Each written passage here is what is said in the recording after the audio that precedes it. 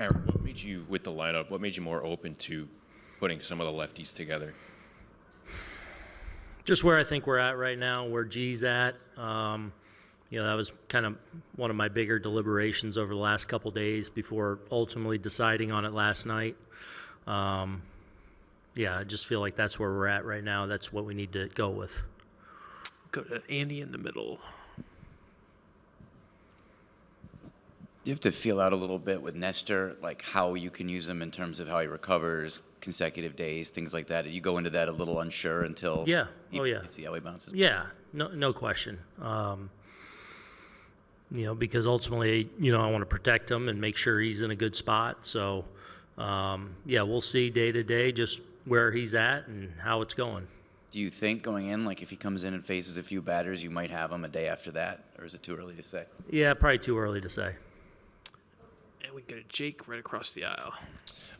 Aaron, obviously you come from a long line of baseball men, and your father and your grandfather both played in the big leagues. Is you start out managing your first World Series? Are there any lessons or moments that you look back on that maybe you're leaning on as you enter this? I don't think there's anything specific, no. But I think, I'm a product of my life experience in this game. So I think you're constantly, in the moment when you're making decisions or making different calls, like the experience you have all plays a factor in that. But I don't think there's anything specific I'm saying, oh, I remember this and. We'll go one row ahead to Kyle. Aaron, you guys integrated a lot of new players into the clubhouse this year with, Juan, Alex, Trent before the year, some of the guys from the minors during the year, Jazz at the trade deadline. How did you see the dynamic kind of just evolve over the year within the clubhouse to get to this point with these guys? It's something that we pour a lot of energy into and take a lot of pride in being able to integrate different people, whether it's star players from other organizations, trade deadline guys, waiver guys that you pick up, guys coming up for the first time from the minor leagues. Our room does a great job of making those guys feel comfortable. And, I think it's a credit to our leadership group and our captain, Judgy, and, G and Garrett and Riz and all those guys just do a really good job in making a place that you want to be. It's probably as good as I've seen this year. It's a really tight group, but it's a credit to them and kind of the environment we work to create starting day one in spring training. To follow up, you mentioned Judge. There's not a ton of homegrown players on this team, but he is one. He's been up through the system, knows everything about the Yankee way. How instrumental has he been in helping those guys, get integrated? Yeah, he's the best. I mean, he really is. He's, for being one of the faces of the sport and the best player in the sport, his teammates love him, and he's so approachable, and he's easy to be around, and he makes, the last guy on the roster feel important, and that's just a credit to the person he is. But he's as good as I've seen at that. And one row behind, Clinton. Your hitting coach, James, is one of the guys who's integral in keeping some of those bats together in terms of approach and so forth. Can you tell me a little bit about the job he's done with keeping all those guys? J-Ro's been awesome. He's, J-Ro's worn a lot of hats in his career, so he came to us, having been in the organization obviously before in player development. He's got a lot of experience, a lot of coaching experience, a lot of, leading department experience. So I was really excited. I knew him a little bit. But getting him back in the mix and just kind of the tone he set from day one in spring training with our hitting group and just kind of creating the hitting culture and leading that every day, he's been great. He's organized. He's, I think created a very consistent way in which they prepare and approach every game, every series, and I think it's paid off, and I think our players have appreciated the kind of hitting culture that he's led. Up front, your left, Chris. What have you seen out of Jazz's at-bats so far in October, and what gives you confidence that he can break out? what gives me confidence is how good and talented he is, and I feel like a guy that plays with a lot of confidence. Like he expects to do really well. Even when he goes through it a little bit. I think he kind of goes into the playoffs here with the Yankees, and now you're going through rounds, and I think he always expects to do so well. So when he doesn't, when he has a few days where he doesn't have great at bats or whatever, I think he's a little surprised, so probably caught off guard a little bit. So biggest thing with him is just, less is more in these situations, especially as talented as he is. So, I think it's one of those where, man, he has one good at bat, and he's the guy that can, has that capability of kind of taking over a little bit, with just his power and his speed. But right now, just want him to kind of think less is more, kind of focus pitch to pitch, having a good at bat, and not worried about, taking over the game, so to speak. And then with the depth and the health of your starting rotation, do you look at that as an advantage you guys have over the Dodgers, who are planning on having a bullpen game at some point? I don't know. I mean, they've had some success with that though in the postseason. So I don't know. I feel a lot of confidence with our group in things that we do well. But I know that the Dodgers feel the same way about their group and how they can piece things together. I think it's two outstanding teams going at it. So I don't know if I look at advantage one way or the other. It comes down to, who plays the best. But Tyler? Aaron, with that last roster spot, you had to drop Birdie. I guess what was the thought there about why he was the odd man out as opposed to somebody else, Grisham or somebody? Yeah, Birdie's hurt. Okay. Yeah, he hurt himself in Game 4 when he scored that run. So he wasn't even going to be available to us in Game 5, and we were hoping to kind of get him through. It's a hip flexor. Yeah, hip flexor. So unfortunately, kind of time ran out for him to be ready.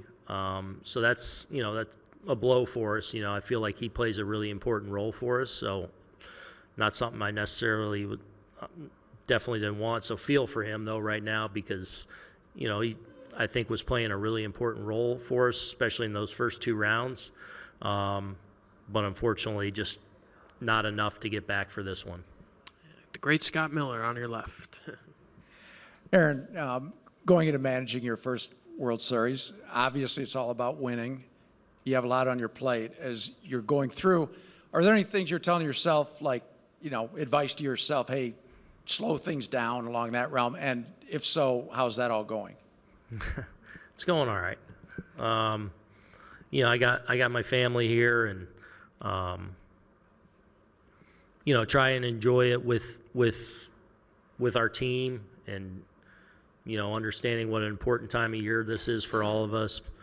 Try and enjoy that journey a little bit. Exciting getting to have, for a lot of us, not just me, but the rest of the staff and the rest of the players having their family part of this, makes it all the more meaningful. As far as slowing it down, yeah, you try to do that all day,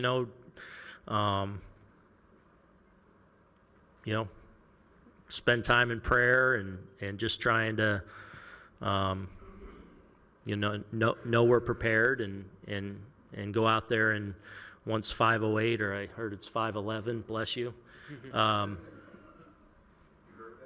we let her rip, we're ready to go, and you get to game time, and that's the fun part. Sometimes the lead in, I found in the previous 2 rounds like that, especially when you get into the series and it's kind of like, all right, you're prepared. There's not much more to look at and turn over and whatever. You kind of just, you sit there in your anxiety leading up to the game, and you get in the game. It's kind of, that's the fun part, and getting to do it with these guys. Gabe on your left. Hey, Aaron.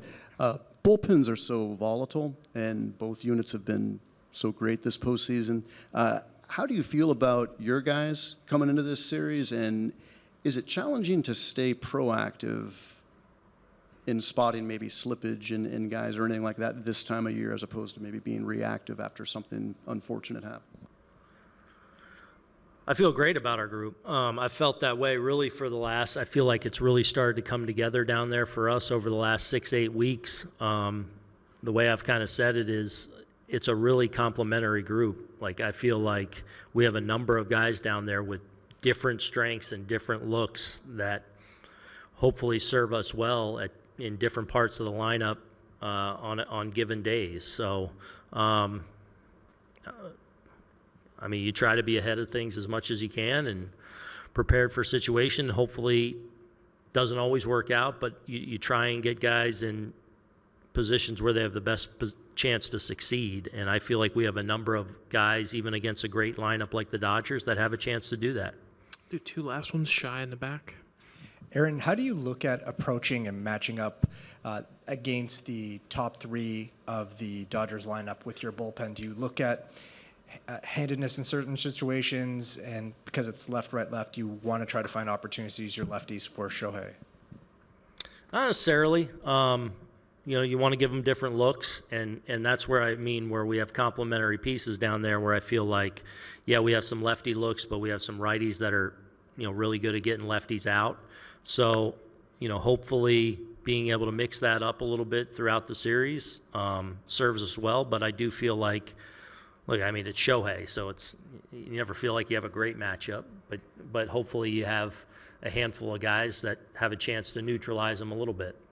Finish up with, go ahead. Just one more. Just over the couple months that you've had him, how have you seen Tim Meza sort of right himself after a difficult season and get himself into being a factor for you in the? Yeah, it's been exciting because obviously competing against Timmy over the last few years, he's been one of the core pieces to the Jays bullpen now for a number of years, has had a lot of success. This year, was a struggle for him that first half. Velo was down a little bit. So when we got him, kind of taking a flyer on him after he got DFA'd, he went to Tampa and really worked, with a lot of our pitching group and in the lab and kind of trying to get some of the stuff back that's, been a hallmark of his success.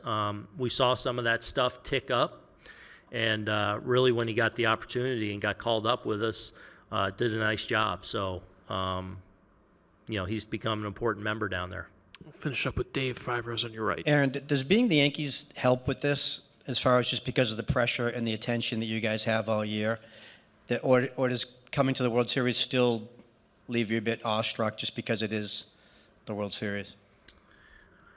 I'd like to think it serves us well. We talk all the time. We play, 162 biggest games of the year, every game with the Yankees is a big deal. So hopefully that serves us well this time of year, and hopefully that serves us well going into the World Series where guys are used to having a lot of attention, a lot of eyes, a lot of noise around them. So I'd like to think that, serves us well.